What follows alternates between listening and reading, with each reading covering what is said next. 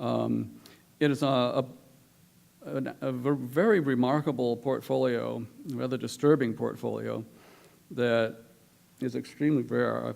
I only know of one copy of it. It's in Dresden. And it shows the demolition of a dirigible hangar in 1923, 1924. Includes 8 etchings with a foreword by an architect. So this portfolio with really startling color etchings by Bastiana documents the post-war demolition of a Zeppelin hangar requirement of the 1919 Treaty of Versailles. And the preface of the portfolio is a really kind of chilling nationalistic lament of the forced destruction of this great feat of German engineering. I'll show you 4 of the 8 color etchings.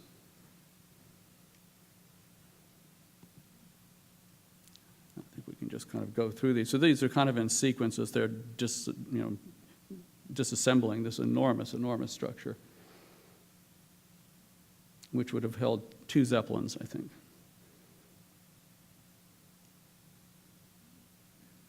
A striking composition, isn't it? And yet a very eerie subject matter.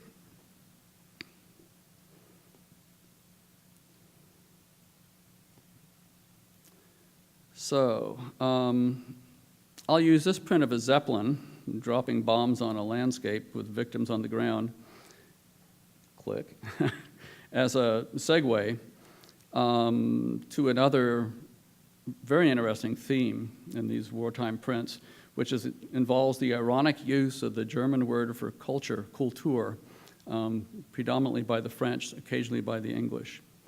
So Kultur is spelled with a K. So this is a print by the Bohemian artist John Vondras, Jan changed to John when he moved to New York, titled Preservation of Art, from the portfolio of 5 etchings, The Kultur Bearers of 1918. A text sheet on the portfolio associates the images of this Zeppelin dropping bombs with a German propaganda text, quote, "We are restoring all the ruined churches, taking care of all the works of art, as well as the works of historical value, yet we are only barbarians?" And each image in this portfolio is paired with a German text and involves various, I don't want to say acts of barbarism, but I'm sure that that's how it was meant to be seen. This is another artist, the French artist Herman Paul, who also took up this theme in this remarkable woodcut portfolio, The 4 Seasons of Culture, with a K, as you can see, of 1915. The portfolio expands on a theme of Kultur with 1 woodcut of rape or pillage for each season, and an additional, much more explicit scene of rape as an alternate spring. And I'll show you a few of these. So this is the more general, less explicit rape scene from you see the title at the bottom, The Culture in the Springtime. And it's interesting because it suggests a rape of the land as well as sexual rape. And one speaks of the rape of the land metaphorically in war sometimes. So I'll give you a little text from one of my students, Olena Chernovic, who wrote a very nice label for this work in our exhibition. This is a shortened version. So according to the French philosopher Émile Boutroux, the French were the real defenders of cultural values since the concepts of democracy and freedom were inherited from the Greeks, while Germany could only claim its barbarian past. Thus, the First World War ceased to be just a military conflict and also became a war of ideologies, with 2 parties trying to assert their cultural superiority.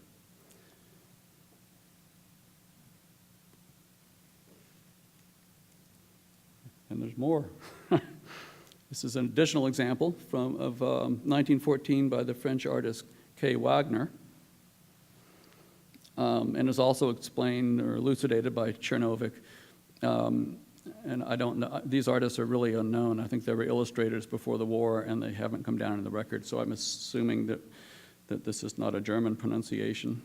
of the name, but it is a German name, so what would they say, Wagner. His print exemplifies the Allies' stance on this cultural war. It visualizes Germany's spreading of culture as an allegory of death plowing Europe's land and seeding it with ruins and corpses. And incidentally, one thing I'm not bringing in, but that I've seen is an interesting English book of 1915 titled Malice in Kulturland, which is, of course, a parody of Alice in Wonderland. Meant to be a children's book, I believe. So, I only have a few examples of battles at sea. This was by the British artist James McBay, and shows a scene of the French coastal town Boulogne with this image of the torpedoed Sussex, torpedoed ship that's kind of been blown in half in an etching of 1916. I think the only other one I can show you, another Mofra, I was wrong. There's at least two images of Mofras that don't really show landscapes. This is a seascape, of course, from his war landscapes. And this work is titled Torpedoing Three-Master. And it's a very unusual theme. It's a seascape with an image of the Seeadler, the sea eagle, which was a German three-masted ship, which of course would seem to be innocuous and outmoded at this time, that was outfitted for battle and sailed under the guise of a Norwegian lumber ship and did in a lot of Allied ships under this guise. Barbed wire and machine guns together form another major theme in World War I prints. This is an example from the same portfolio you saw earlier, by Felix Vallotton, called from the C'est la Guerre portfolio, untitled. And the print conveys the all too frequent theme of soldiers caught in barbed wire becoming easy targets for machine guns. And Franz Masereel also treated this subject. We talked about him before. Here's an example by the Belgian artist Jules de Brouwer, who's another very interesting artist. One of his several large war-themed etchings made while he was an expatriate in England during the war years. I think Frank Brangwyn helped him print, but I'm not sure, these large format prints. In this case, an image of a skeleton machine gunner wearing a German helmet and firing from a trench is shown. De Groot also worked from war imagery that was in the press since he was in faraway England at this time. And his work often has a kind of Bruegelian cast to it. He, I think, consciously drew from his Netherlandish ancestors, especially when dealing with a kind of patriotic theme. So an expansion of the barbed wire and machine gun theme takes us to the topic of the kind of indiscriminate slaughter of horses, which of course has been treated recently in a stage play and a movie, The War Horse. All the examples of this theme that I can share come from German artists. I've not found ones by British or US artists or others. I'm sure they exist, but I haven't seen them. So this is a work by Willy Jeckel, who's a very interesting artist. Not a household name, a very interesting artist. This one is titled Battleground of 1915 and comes from a very large series of German portfolios called Krieg und Kunst, or Art and War, which was organized by the Berlin Secession movement. And from War Horse specifically, which dredged up a lot of very useful statistics, we know that the British had approximately 1 million horses and mules on the Western Front, and approximately 500,000 of those died, and tens of thousands were injured. And the numbers were very similar for Germany and Austria combined. In the first weeks of the war, the Germans mobilized 715,000 horses and the Austrians 600,000, with similar loss.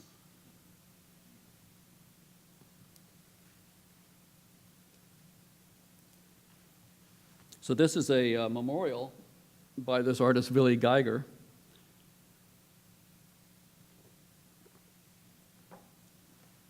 Which he did to memorialize his brother Wolfgang, who had died in the war. and it's simply called An die Pferde. It's a memorial to the horses of 1914. And here's a sample page for you. A kind of trinity of horses that seem to bleed like the Holy Lamb. I think this may be intentional. It's another one from the German periodical Zeit-Echo, Echo of Time, I guess, which featured literary and artistic contributions on the theme of war, but that shaded rather quickly into an anti-war posture, and this journal ultimately had to be printed outside of Germany because of its pacifist stance. There's no shortage of these. Here's another portfolio, 12 lithographs dedicated to the theme of the suffering of horses in war of 1917 by an artist named Otto Schubert. I'll show you just one example from this. And then we go back to Willy Geiger for a moment. I'm sorry, back to Jekyll, Willy Jekyll. Too many Willies. To start treating another interesting theme, which is that of censorship and anti-war graphics, censorship of anti-war graphics. This is probably the most pronounced version that I know of, this particular portfolio by Jekyll. He was drafted into the military, where he served as a French cartographer.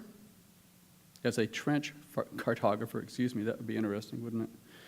And then as an aerial photographer. He was openly against the war, and he was given leave to paint murals at the Balsen TET factory in Hanover, TET factory. This portfolio of 12 lithographs is his most important wartime effort, and it was suppressed for its explicit scenes of military savagery.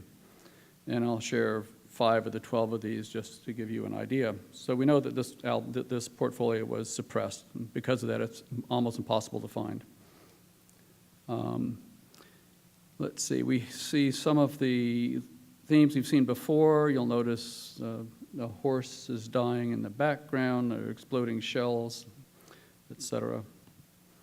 This is basically a scene of a firing squad. These are large, rather commanding lithographs, by the way. A Pietà-like composition of a woman supporting a dying and broken man. I'm actually showing the less disturbing ones because I couldn't stand the thought of depressing you that much. So this is a death by barbed wire and presumably machine gun as well.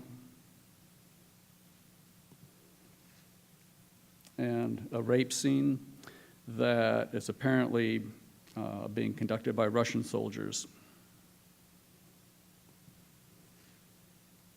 Another example of censorship can be found in the portfolio by Max Pechstein, remarkable portfolio of the Somme in 1916. One print from this portfolio of 8 dry points was suppressed, so only one print was removed by the authorities, and it's this one. An amputee returning to farming the land. This is really very rare impressionist in the Robert Gore Rifkin collection at LA County Museum of Art.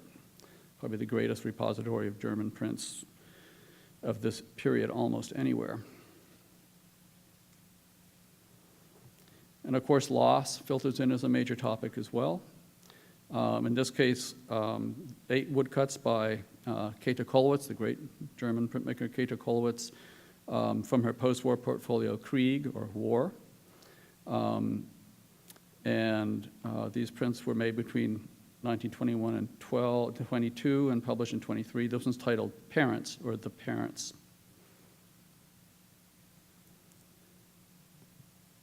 Kollwitz also produced a sculptural version of this theme, Parents in Mourning, for the memorial to the German war dead in Belgium, where her son is buried. He was killed in the First World War. This is in Vladslo, Belgium. While looking at prints by the British artist William Lee Hankey that were made during the war years and shortly thereafter, I noticed that about 12 of them showed women and children alone, Well, I don't know, and I haven't had time to do the research on this. It seems probable that these show the widows and children of deceased soldiers. This print is from 1919, entitled Lisette et Pierre.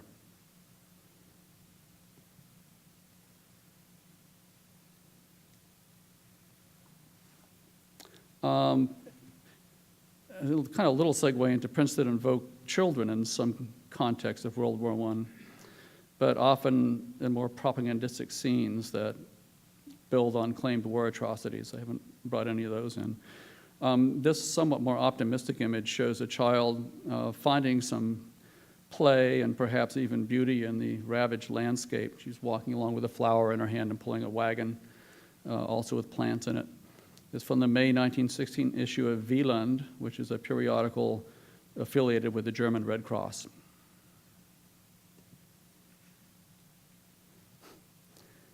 This is a really unusual thing here. This is an undated, but I believe from the first year or two after the war, children's flip book called The Aftermath of Victory.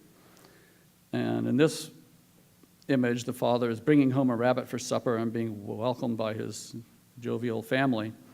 And then you flip a flap, and it turns into this, where he returns as an infantryman to a ruin.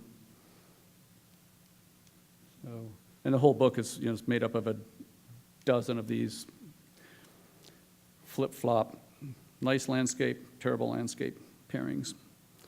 The Wilsonian Institute, where I was lucky enough to work for a little while in Florida, has a remarkable image of children's books against war. It's a separate entity. It's remarkable. It's one of them. So, I think I'm starting to wrap up here. I think I'll be on time, remarkably. There's a loose category of imagery that emerges from the First World War, and doubtless from other wars as well, that expresses what I might call spiritual damage. These range from apocalyptic and utopian images that express the cosmic scale of cataclysm and the resulting psychological trauma, to transcendental images that seek calm and recovery of some sort. So I'm just going to enumerate a few of these. This is Ludwig Meidner. This is not something I've really tried to articulate very much before, so I'm just sort of doing this for my own reflection as well. So Ludwig Meidner, who is known as the painter of apocalyptic landscapes, did this portfolio called Krieg, the title you see at the top, which means war. They're reproductions of 8 drawings that he did in 1914 about the war. Erich Heckel, this is the Man on a Plane of 1917, a rather large and commanding woodcut. And this is André Devambez again, from his 12 etchings, scenes from the war. This is titled Madman, 1915, 1917. I'll show you a detail as well.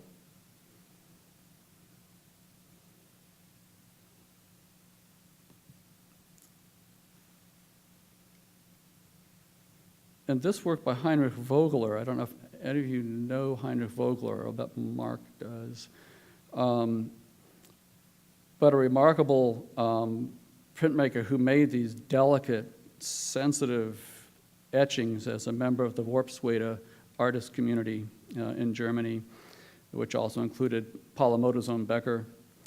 And during the war, he did a series of prints that are in a little catalog called Complex Images. That kind of amused me. Okay, let's look at Vogler's Complex Images. So this is one of them, I think the most important, that coincides with the war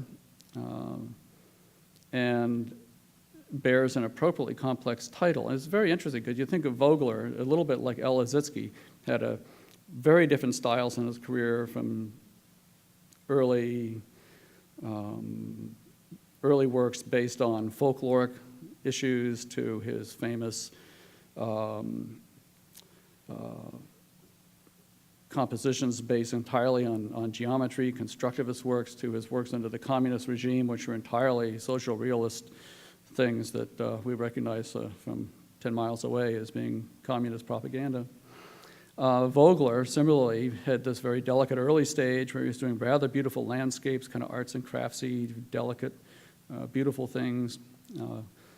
And then during the war, this kind of strange inversion and collision, mental collision of some sort. Then after the war, he also ends up doing these, in East Germany, ends up doing communist propaganda.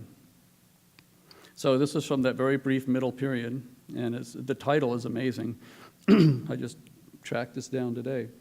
And I've only seen this print once, but I suspect it must be out there. So this is called The Seven Cups of Wrath, the Book of Revelations, 1918, or Inferno, or Collapse, or War and Destruction. So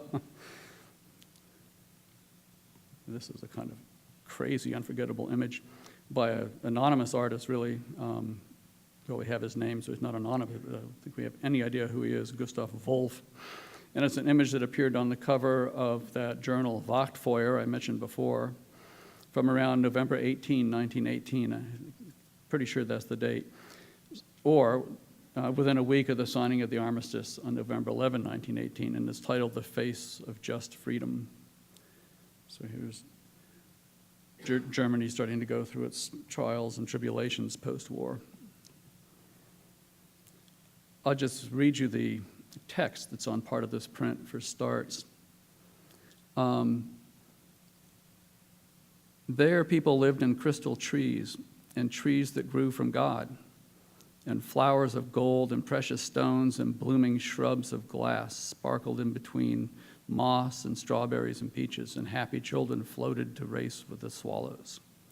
So this is obviously utopian image by a man named Wenzel Hablich, who's Bohemian, and is from his series, The Cycle of Architecture, Utopia, that was done shortly after the war. Oh, I've skipped it again. There's the, I'm sorry. You need to yell at me when I do this. There's the previous one, and here's the Hablich with this kind of city made out of crystal.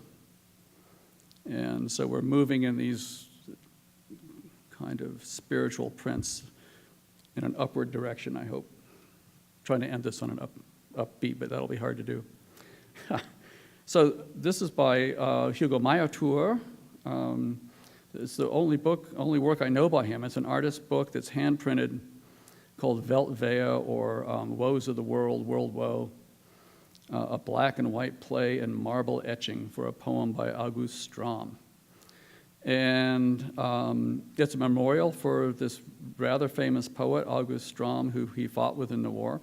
So this is the artist printmaker doing a quite beautiful book with poetry and image in it. And I think that in this kind of utopian mode, this future city that seems to be emerging here, he certainly fits into this group of highly spiritual artists, made spiritual because of their wartime experiences, I would say. And this is a work by none other than Willy Jeckel, who did that book, that portfolio that was censored in Germany. After the war, he did a number of prints, and they're all these kind of spiritual, kind of self-groping man as trying to reinvent himself in many ways. And this is from illustrations to a book that he did for a text by Goethe. Okay, 2 more images, and we'll be done. Kerr Eby is someone I'd like to conclude with, an American artist, who was in the war and made some very memorable images of it, although he's probably best known today as an etcher of the Connecticut landscape, doing, rather like Vogel, Vogel are doing these beautiful etched landscapes of snowfields and things like that in very subtle aquatints, beautifully handled prints, done mid-century of where he lived in Connecticut. He enlisted in the Army in 1917. He was stationed in France, where he first served with the Ambulance Corps and then with a camouflage division. He sketched extensively, And when back in the U.S. in 1919, he reworked his drawings and etchings and as etchings and dry points, and occasionally mezzotints and lithographs. And like many of his European counterparts, he was optimistic about the war at the outset, but this enthusiasm was quickly tempered by the tragic scope of the war and its protracted nature. So this is an extremely rare and rather horrific etching called The Last Supper by Eby in 1937. And I show it primarily because it's in such stark contrast. I mean, he must have been holding the stuff inside and only occasionally doing a print of this. He did a lot of images of the war, but very few of this intensity and that reveal personal experience. And this, I guess, leads us into the whole issue of PTSD and what we now call, what was then called, drawing a blank. Say it again? Shell shock, thank you. And, sorry, my notes have vanished. There they are. This is his print, September 13, 1918, San Miguel, that was done in 1934. It's a large, commanding print. It's entirely etched. And what I would say about this is that for an etching that's about this big, that has often been mistakenly identified as a mezzotint, is actually etched, and every single line that makes up that black has been drawn very precisely. If you look at it under high magnification, it looks, you can see that it's made up of hundreds of thousands of very short, carefully drawn lines to build up this density. And it strikes me as a work that's kind of like quilting or something. It seems to be work by someone who experienced horrific things in war, but used printmaking in this case as a way of working through the difficulties that he had certainly experienced there. So in addition to being a great and famous composition, my personal take on it is that it had played a role in his own coming to terms with World War I and getting past his experiences. He did become something of a pacifist. He wrote a book called War that was all very much anti-war, and suggested that if people would all work together to fight war, we could probably rid ourselves of it, which of course is an optimistic but probably not realistic observation. So Eby, this is a big topic that would be interesting to explore it all in its right as well. But I'm going to stop there. We're right at about half past, and I'm very happy to answer any questions. And I have to say, I know that this is kind of a downer, this topic, but it's, given that at least I didn't know that there was stuff made of this variety during the war, is an amazing eye-opener, and important to at least acknowledge its existence, and worth studying and appreciating. There are some remarkable prints of this ilk. And when I used to teach my art history class on printmaking, and we would get to Goya and the disasters of war, the class got completely silent like you did. You just feel everyone kind of going into this zone of, oh my God. So I haven't experienced that for a couple of years now. So thank you very much, and really I'm very happy to answer any questions.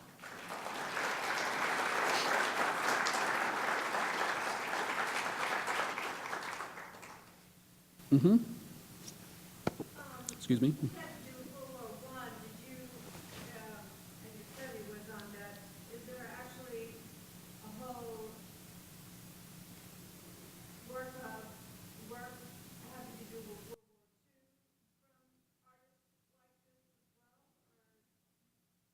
To my, I can't with a lot of authority because I haven't looked real hard, but the things I'm aware of are posters again, much more photography, not so much printmaking, with the exception of prints that deal with Holocaust issues, some made during, many after the war.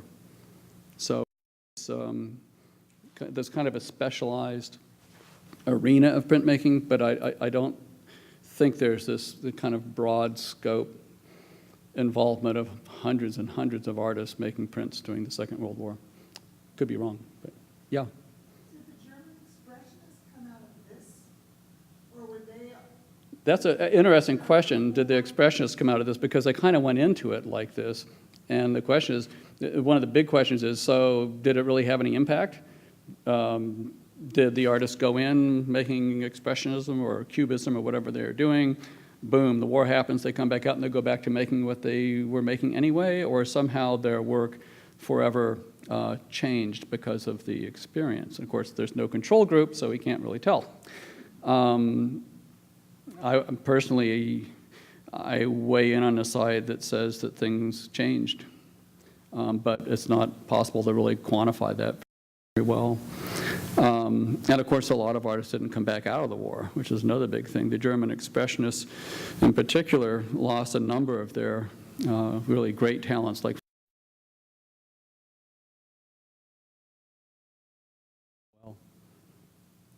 yeah. How do American artists tie in to these types of works? I know George Bellows did some very powerful pieces, The Cigarette, a couple others. How do those types of pieces tie into these works?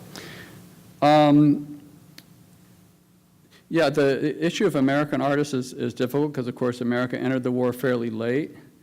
And we made lots and lots of posters, which are pretty fabulous as a group of things in their own right. But Eby is one of the artists who really came away with a major body of work.